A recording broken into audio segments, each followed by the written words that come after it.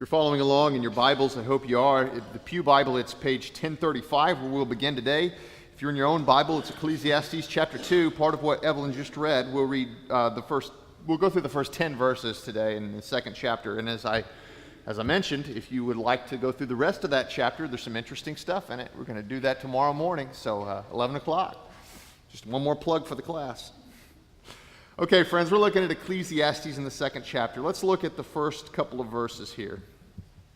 Solomon writes this: I thought in my heart, come now, I'll test you with pleasures to find out what is good. But that also proved to be meaningless. Laughter, I said, is foolish. And what does pleasure accomplish? I tried cheering myself with wine and embracing folly, my mind still guiding me with wisdom. I wanted to see what was worthwhile for men to do under heaven during the few days of their lives. Okay, we'll stop there for our first sort of pause. And I want to recount this story to you. There were three guys who were thinking about this very issue that Solomon's thinking about, the meaning of life. And these three men were having a conversation together. And in order to get at the meaning of life, they figured that they must reflect on it from the point of view of the end of their life. And so they all said to each other, well, what do we hope that people will say at our funerals?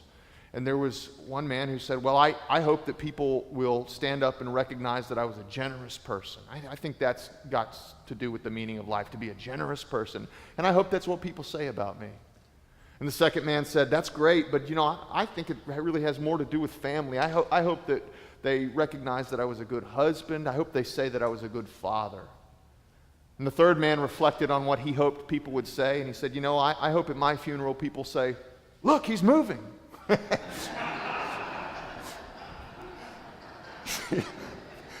See, when we draw near to the end of life, that's a particularly potent time, I think, to begin to think about what's the significance of it all.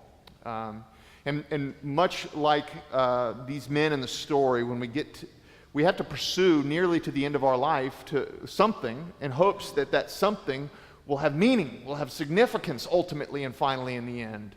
And Solomon is undertaking a great task as he writes Ecclesiastes. He's been called by God to a great task for our benefit, for your benefit and mine. And that task is to ultimately try and figure out if there is meaning in all the several things that we tend to pursue as humans. And so Solomon is granted this great gift to be able to pursue all of these things, money and building things and family and pleasure, to see if there's meaning in any of them. It's a test, Solomon says. I'll test my heart with these pleasures and see if there's any meaning in them. That's what he says in the first few verses. And what follows next is a recounting of this experiment of trying to find the meaning of life.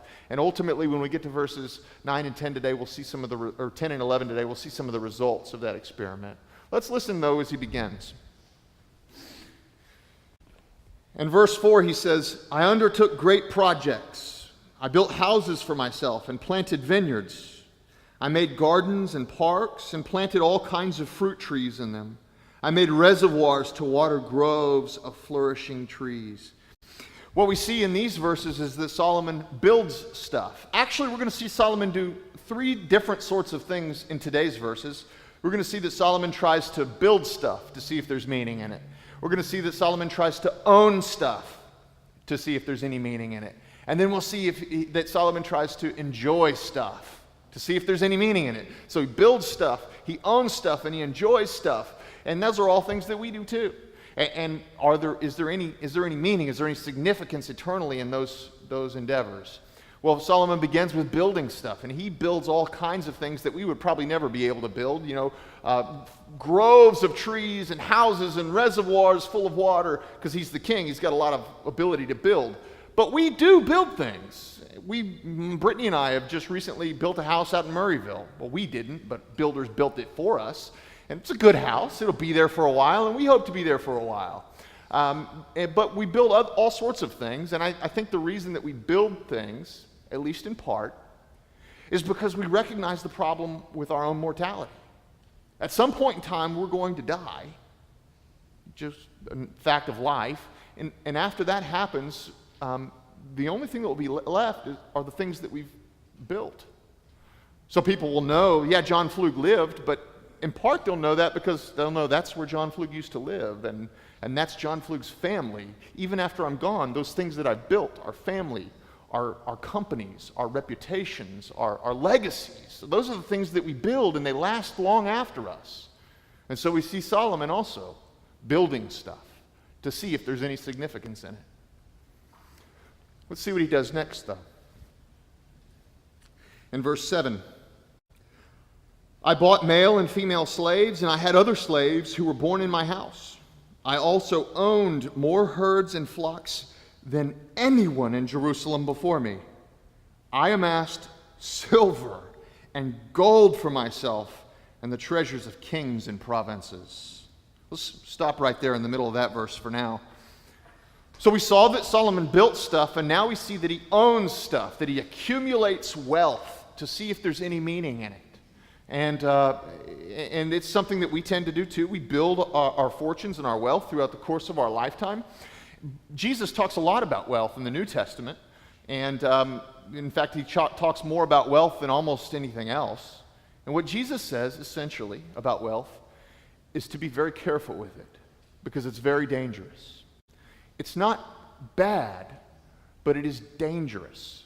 And the reason it's dangerous is because when we have enough wealth to buy the things we want, to get the things we want, we have a tendency to feel like we are providing those things for ourselves rather than asking God to provide those things for us.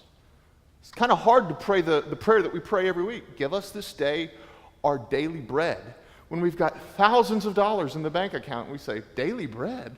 I could buy bread for the next 10 years. What do I need to pray for daily bread?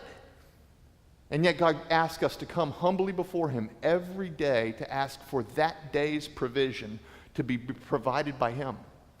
Money puts this buffer between us and that reality. We tend to think, fine, we can provide that for ourselves, and it puts ourselves in the position of provider instead of God in the position of provider. That's why Jesus says, be very careful with wealth, that we don't get deluded or misunderstand that. Not that wealth is bad. It can be used very well. But that it's very dangerous to the human heart to begin to put ourselves in the position of God. But Solomon's question is, well, what if I have enough wealth? What if I have more wealth than anyone else? And he did. Throughout the course of his lifetime, Solomon became the wealthiest man in the world. And he said, is there any meaning in that? I mean, if I ultimately have enough to provide for myself and anyone else I could possibly imagine, would that be enough?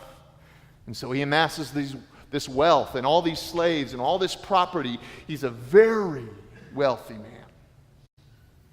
Let's see what he says next, though, in the second part of verse 8. I acquired men and women singers, and a harem as well, the delights of the heart of man, and became greater by far than anyone in Jerusalem before me. In all this my wisdom stayed with me. So here Solomon is enjoying stuff. We saw that he built stuff. We saw that he owned stuff. And now we see that he's trying to enjoy stuff. And this is an essential part of what it means to be a human being, to enjoy. We spend time enjoying art. It's part of what it means to be human, to enjoy art, to enjoy music, to enjoy chocolate, to enjoy the feeling and the pleasures of company, whether it be someone of the opposite sex, like a husband or a wife, or even of the same sex, friendship. Those are pleasures that we enjoy, and it's an essential part of being human to enjoy those things. And Solomon wants to seek and find out if there is any meaning in them. You know, when we talk about pleasures, I'm reminded of a friend of mine. He started he's younger than I am, but he started his life before I did. And so he's got a wife and 3 children. And a few years ago, he left his wife for another woman, for a younger woman. And I talked to him and I said, what's going on? I mean, did you and your wife have a fight or something? And he said, no, I got kind of bored. There's got to be more pleasure. There's got to be more excitement, something more than this. He was having sort of a midlife crisis at this point. Well, what happened is that eventually that new woman, that younger woman, eventually the excitement and the pleasure wore off. And by the grace of God, it's a tough, difficult, broken circumstance, but God was able to repair his marriage, restore him back into it. But one of the things he was seeking is something that maybe we don't go to that extreme, but all of us sort of seek that, is more pleasure. There's got to be something more. There's got to be more pleasure, more excitement than this, right? And so what God does for Solomon is gives him this special opportunity to pursue that pleasure for us, to learn that lesson for us. If we're willing to not have to learn things the hard way, we can look to this book of Ecclesiastes, because Solomon definitely had the opportunity for pleasure. It says that he hired men and women singers. Basically, he hired the Beatles to come and play in his house anytime he wanted, or a full orchestra to come play any kind of music he wanted, live on the spot there in his house. He could enjoy music at any time. Talk about pleasures, man. This is a man who had 700 wives, and we're not counting the concubines. He could explore those pleasures any moment he wanted. And if this man who had pleasures that he could not possibly fathom, that we couldn't even imagine at his fingertips, can he find meaning in them? Can he? You know, thinking about this great experiment that Solomon's involved in, it sort of makes us think, well, it sounds like a neat experiment. I wonder why God picked Solomon and not me to try out all the wealth and all the power and all the pleasures. I'd like to try that experiment. But we see why God chose Solomon and not us in verse 9, where in verse 9 it says, "In all this my wisdom stayed with me." See, that's what we would do. If we were to be offered all this stuff that Solomon had, we'd just dive into it and we'd lose ourselves in it. But Solomon is looking at his own life as an experiment, looking at it from a third-person perspective. And all this, my wisdom stayed with me. He was engaging in all this to test, to see if there was any meaning in it. Let's see the results of his study then. We see those results begin in verse 10 and continue in 11, but we'll just stop at 10 for right now. He said, "I denied myself nothing my eyes desired. I refused my heart no pleasure.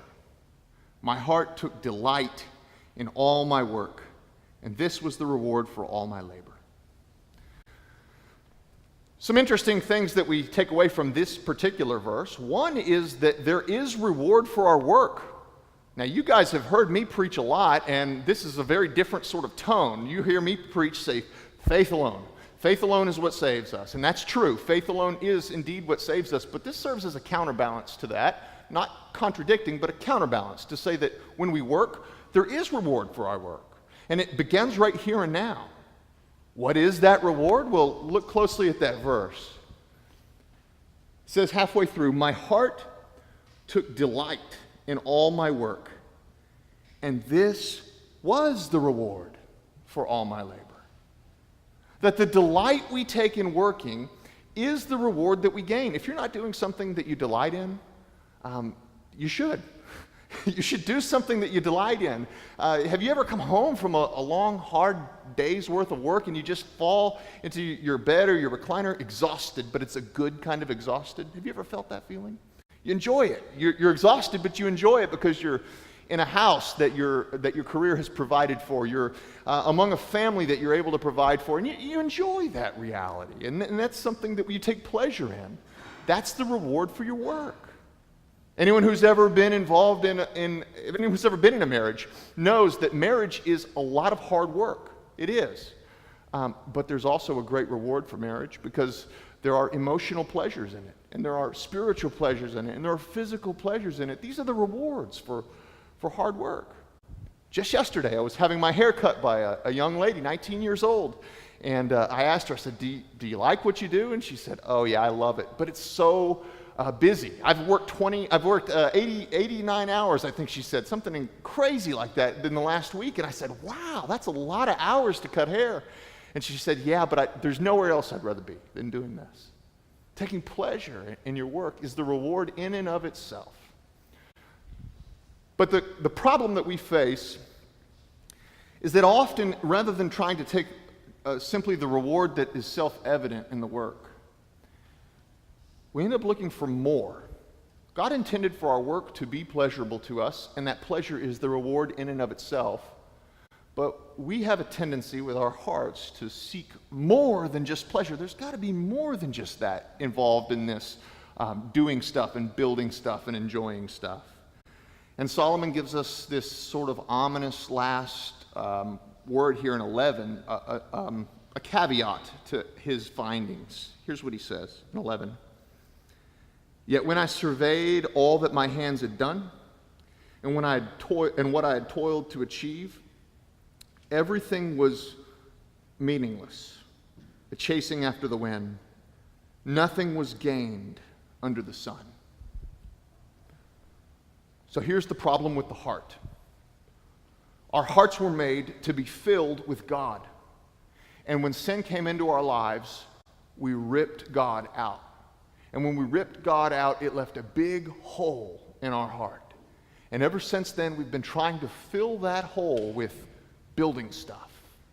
Ever since that time, we've been trying to fill that hole with owning stuff or enjoying stuff. But the more we pour into it, the more we realize we're never going to be able to fill our hearts with this. And this is the despair Solomon experiences. There's nothing I can pour into this hole in my heart that will fill it, that will make it meaningful and significant.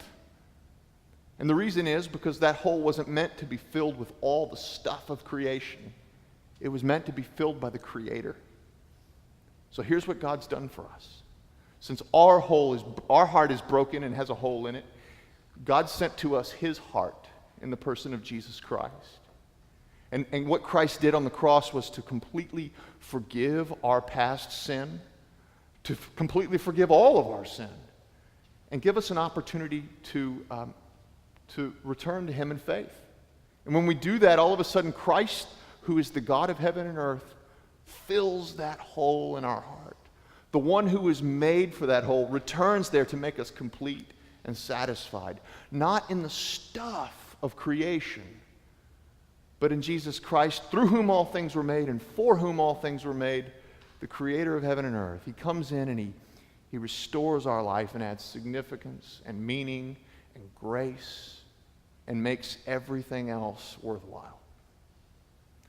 May this word be to the glory of God and the joy of his people. Amen.